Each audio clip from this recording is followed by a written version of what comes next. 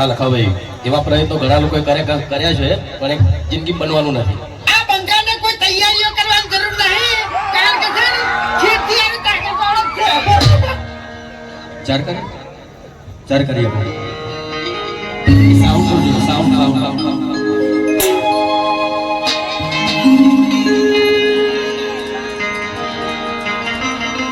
અહીંયા ખાસ તો 5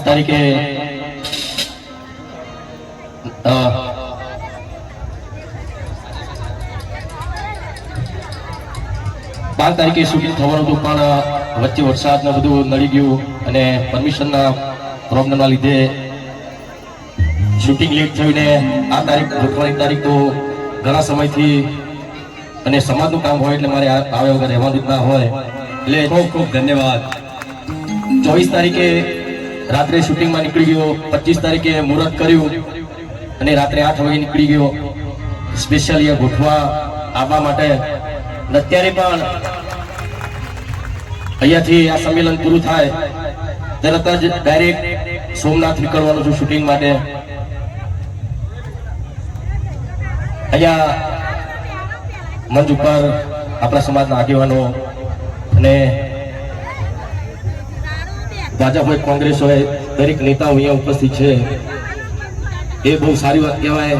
એ સમાજના લીધે પક્ષ જોયું નથી એમને, પણ સમાજનું કામ છે, સમાજ માટે આવે છે એટલે બહુ સારી વાત કહેવાય. એમને આપણે તાલીઓથી વધાવી લઈએ.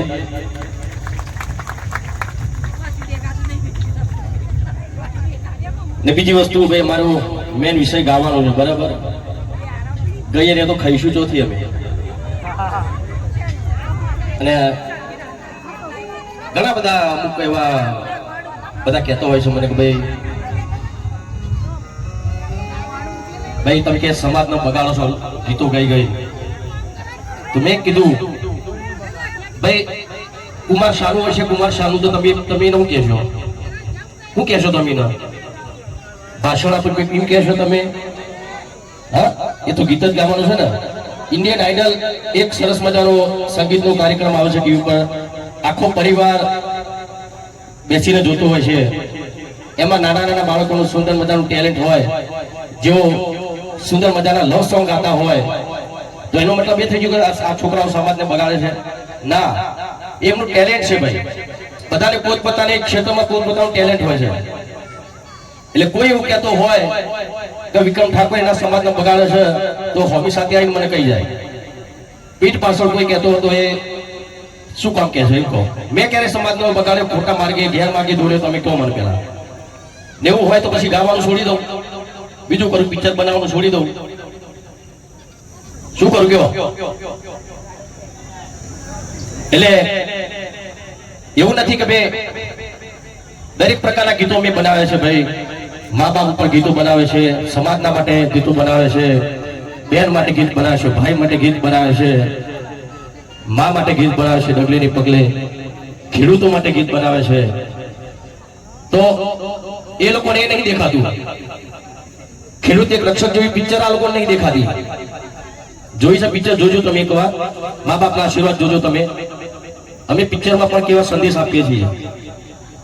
ખેડૂત એક રક્ષક એ પિક્ચરમાં બાપ એની જોડે 2-3 વીઘા જમીન હોય છે ને એની પરિસ્થિતિ એટલી ખરાબ હશે એટલે એ વખતે બાપ કહે છે એના દીકરાને કે ભાઈ હું તને ભણાવી શકું કે ભાઈ દીકરીને ભણાવી શકું, એટલી જ મારી પરિસ્થિતિ છે. અને બાપ સમજાવે છે દીકરાને કે ભાઈ જો દીકરી ભણશે ને તો ભવિષ્યમાં એ કોઈ નોકરી કરતી હશે, કોઈ સારી પોસ્ટ ઉપર છે, સાસરી જશે એને કોઈ દુઃખ પડશે તો એ પોતાના પગ ઉપર ઉભી રહેશે. એવી વાત ખેડૂત એક રક્ષકમાં દીકરીને ભણાવવાની વાત અમે લોકો કરીએ છીએ. તો એ લોકોને આ બધું નહીં દેખાતું. એમને ખાલી દેખાય કે સમાજનો ગેર માર્ગે દોરે છે. ગેર માર્ગે દોરવાની વાત તો હું શેખ સોમનાથ એટલા માટે આવ્યો છું અહીંયા. શું કામ આવ્યો છું અહીંયા? ત્યાં વિધાનસભામાં અમુક જ કલાકારોને સન્માન આપ્યું, બરાબર? તો એ ખાલી મારા માટે હું ઉભો રહ્યો. તો એ વખતે હું દરેક સમાજના કલાકારો માટે ઉભો રહ્યો. ને વખતે મુદ્દો ઉઠાવ્યો. તો એ વખતે મેં મારા માટે ઉઠાવ્યો તો મેં મુદ્દો મારે સન્માન લેવું હતું. ઘણા લોકો કે રાજકારણમાં આવું તો 2007માં આવી ગયો ભાઈ, જ્યારે મોદી સાહેબે મને ઓફર કરી હતી. એટલે બધી ખોટી વાતો ના કરશો. તમે જે કરો તમે કરો, સમાજની વાત કરો, સમાજ આગળ કેવી રીતે આવે એની વાત કરો. તો વધારે કઈ કહેતો નથી, પણ બસ એટલું જ કહીશ. ખાસ અમારા આપણા સમયમાં તો બહુ ઓછા લોકો ભણ્યા, આપણો સમાજ બહુ ઓછો ભણ્યો. અત્યારે તો બહુ ઘણો બધો આગળ છે અને બહુ સારું શિક્ષણ મેળવી શકે છે. અને દરેકને એક જ વિનંતી કરીશ કે ભાઈ તમે તમારા દીકરા દીકરીને ભણાવો. પ્રોગ્રામ હોય પ્રોગ્રામ જોવો, વધુ નહીં. મારો એક પ્રોગ્રામ હતો, એના બીજા દિવસે બોર્ડની પરીક્ષા હતી, તો મેં પ્રોગ્રામ કેન્સલ કર્યો હતો. હું ભાઈ પ્રોગ્રામ નહીં કરું, છોકરાઓની પરીક્ષા છે. એટલે ખાલી પૈસા માટે પ્રોગ્રામ નહીં કરતા એ લોકો. અમે સમાજના માટે ઘણું બધું કર્યું છે અને આગળ પણ કરતા રહીશું. અને બધા સમાજના મોટા નેતાઓ આગેવાનોની પણ સલાહ લઈશું કે ભાઈ અમે યુવાન કેવી રીતે સમાજને મદદરૂપ થઈ શકીએ, અમે એવું કે શું કરીએ કે જેનાથી સમાજ અમારા કારણે અમે જે કહીએ એ પ્રમાણે આગળ આવે. તેમની પણ અમે સલાહ લઈએ છીએ. અહીંયા બળદેવજી હોય, ભરતજી હોય, રામજીભાઈ હોય, અભયસિંહ હોય, દરેકની સલાહ પણ લઈએ છીએ અમે. અને આગળ શું કરવું સમાજ માટે. અને બીજી એક વાત, ઘણા બધા અમુક ફોટા વાયરલ થયા હતા જે શંકરભાઈ જોડે, સીએમ જોડે હોય કે ગમે તે જોડે. તો મારો કહેવાનો મતલબ એક જ છે કે મને એ વખતે બોલાયો હતો તો હું ફક્ત ને ફક્ત સમાજના સારા કામ માટે હું ત્યાં ગયો હતો.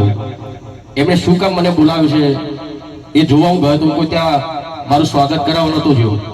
એ વખત પણ મેં રજૂઆત કરી હતી, શંકરભાઈને રજૂઆત કરી, સીએમ સાહેબને પણ રજૂઆત કરી હતી. અને મારી સાથે તારક ઠાકોર બહુ સારો ઓબીસી વર્ગીકરણનો મુદ્દો લઈને એને પણ હું મારી જોડે લઈ ગયો હતો. એટલે હું કે રાજકારણમાં જોડાવા માટે નહોતો ગયો ત્યાં.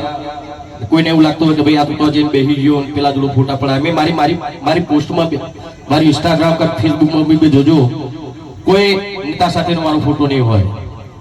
કારણ કે મારા માટે તો ભાજપ એટલું છે, કોંગ્રેસ એટલું છે, બરાબર. જેમ અત્યારે સમાજ માટે બંને પક્ષના નેતાઓ અહીંયા ઉપસ્થિત છે. કેમ છે? સમાજ માટે છે ને.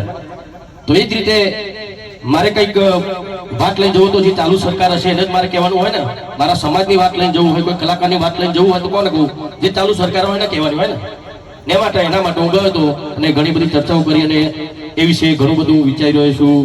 કલાકારો માટે એસોસિએશન બનાવી રહ્યો છું, સાથે હું ટ્રસ્ટ બનાવી રહ્યો છું, જેના કારણે દરેક સમાજના કોઈ પણ કલાકાર હોય કે કોઈ ગરીબ દીકરા દીકરી હોય એમને કેવી રીતે ભણાવવા, એમને શિક્ષણમાં કેવી રીતે આગળ આવે એના માટે પણ અમે પ્રયત્નો કરી રહ્યા છીએ.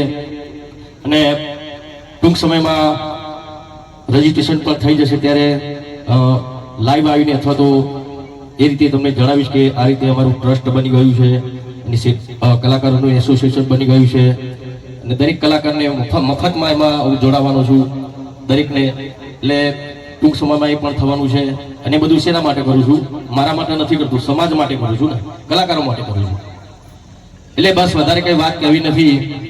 જાગો ઠાકોરો જાગો. આખા વર્ષોથી મારા બધા આગેવાનો કઈ થાક્યા, હજુ અમે કહીએ છીએ પણ જાગ્યા તો શું આમ જોવા જઈએ તો, પણ હજુ તો 50% જ જાગ્યા છો. આટલા વર્ષોથી કઈ થાક્યા.